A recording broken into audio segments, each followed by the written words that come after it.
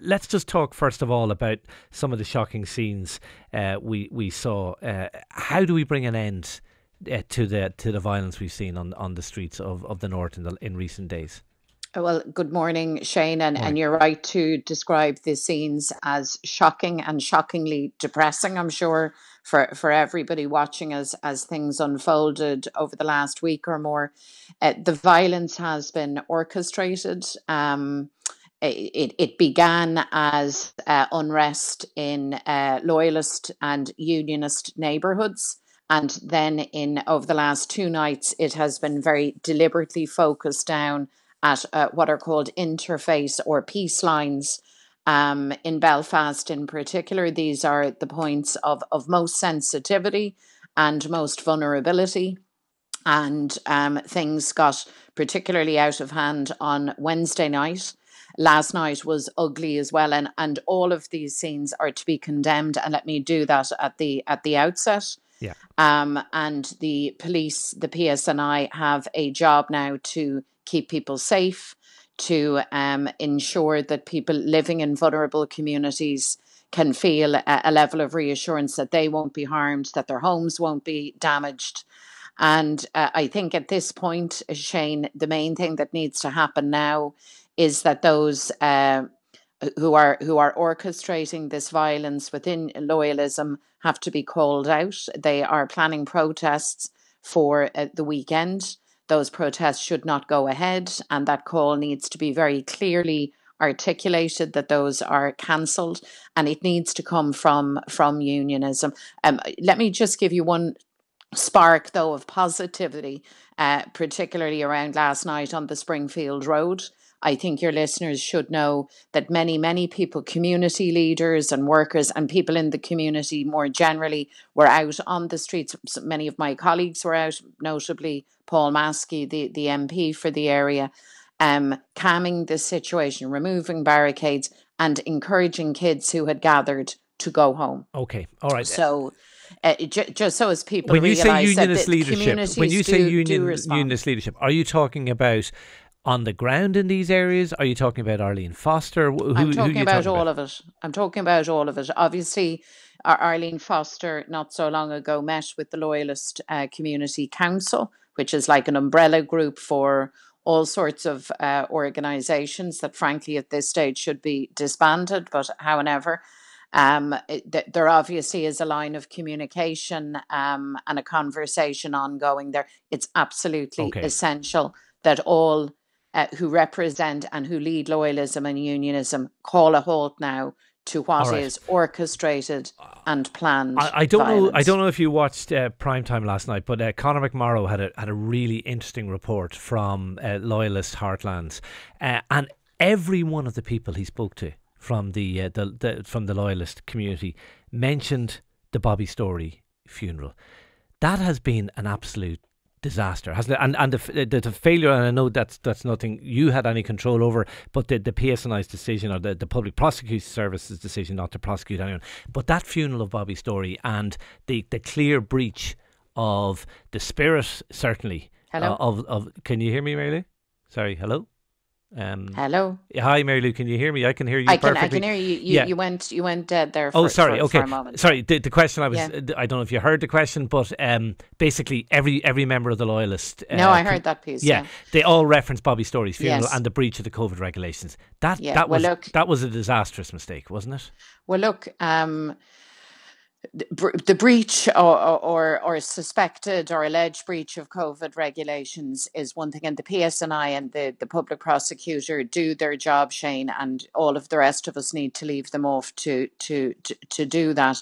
But there is no pretext or excuse for this violence, and the reality is that those within loyalism have been an element, not all, an element, have been stoking up tension for a very long time now. A lot of it around the protocol, or the fallout from Brexit, which, by the way, ironically, Yeah, unionism was one of the great undoubtedly, cheerleaders for. undoubtedly. But you gave them a stick to beat you with. There is no No, question I about don't. that. Well, I think that stick has been well and truly used, and that drum has been well and truly beaten for now almost a year. I mean, that's what, 9, 10 months ago at this stage. The facts are that politics now has changed. Brexit has opened up a whole wide conversation, not just around the north, but in relation to Scotland too. Yeah. Unionism has walked itself into a cul-de-sac, and what it now needs to do is to assert leadership for itself and for the communities. Okay, let's talk about that future, because like, we touched on this at the start of the hour, and you may have heard us talking about the idea of a border poll. Isn't the idea of a border poll an early border poll? When you look at events in the north and you look at the feelings in the Loyalist community, we are years away from that point, aren't we? Do you know, Shane, that the peace walls that we're talking about all across the north, particularly in Belfast, many of them are in place since the 1920s? Like, we have an ongoing issue. I heard Ciara refer to the scourge of sectarianism, and that is still there. We still are dealing with division. We have now the infrastructure to actually deal with those things. Politics has to work. Power sharing has to work. Agreed. But can you have a border poll when Belfast is burning?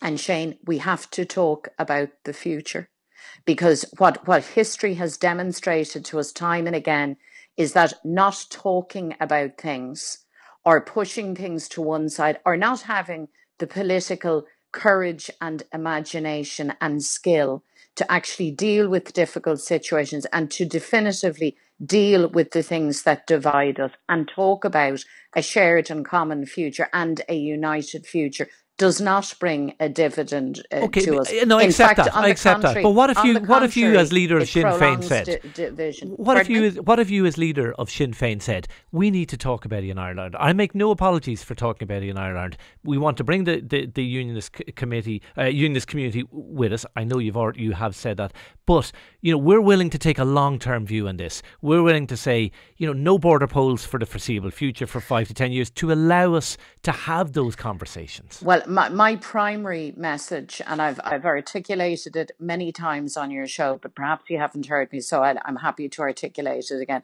My primary concern is that we prepare for change now. The worst thing that can happen to us is that we would walk ourselves into disorderly constitutional change. What I want is orderly, planned, democratic constitutional transition and change, and we can achieve that. And you're not going to, convince unionism not to be unionist. They will argue for the union. That's their political stance, and that's fine. That's 100%. But that cannot be used as an excuse not to plan in a time when change is all around us. Do you understand when you talk about prepare for change, maybe people in the Loyalist community feel threatened by that? Well, no, I don't. And I think you need to remember that what you were seeing played out on the streets is inspired and driven by a minority of people within the wider community. And there are those in the north who describe themselves as unionist, as loyalist, as nationalist, as republican, as other. It's a big mixed pot. There isn't one, predominant and dominating view or culture. And by the way, Shane, everybody needs to be taken account of. Everybody's view has to be weighed and measured. And we need to, now in these times, we need to do everything that we can to lead from the front to stop the disorder and violence on the streets. And we can do that. But we also have to talk about the future. And nobody can have a veto on that or bully us off that ground. That would be entirely wrong and absolutely counterproductive. We will leave it there. Sinn Féin President Mary Lou McDonald, thank you for talking to Newstalk Breakfast this morning.